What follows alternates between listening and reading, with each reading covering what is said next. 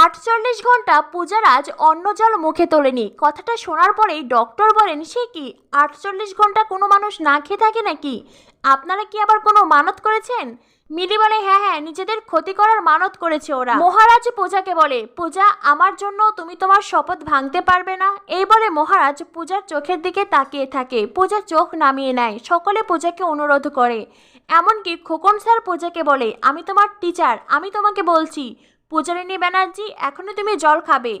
এমনকি ডক্টরও পূজাকে অনুরোধ করে। মহারাজের একজন বন্ধু জলের বোতল মহারাজকে দিয়ে বলে, মহারাজ এই নে, আগে তুই জল খেয়ে নে আর তারপরেই পূজা বৌদিকে খাইয়ে দে। ডক্টর তখন বলেন, না না, ওনাকে জল দেবেন না, একটু আগে ওনাকে অনেকগুলো স্যালাইন করানো হয়েছে।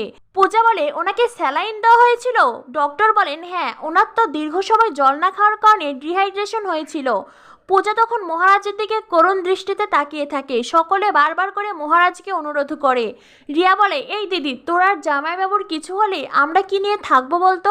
পূজা বলে, তুই বুঝতে পারছিস না রিয়া। রিয়া বলে, আমি বুঝতে চাই না, আমি কোনো কিচ্ছু বুঝতে চাই না। সকলে পূজারাজকে এত এত অনুরোধ করে যে পূজা আর রাগ করে থাকতে পারে না। পূজা বলে, ঠিক আছে, আমাকে জল দিন, আমার অনেক তেষ্টা পেয়েছে আর আমার বড্ড ক্ষুধাও পেয়েছে, আমি খাবার খাবো। আর এইটা শুনে সকলে হেসে ওঠে।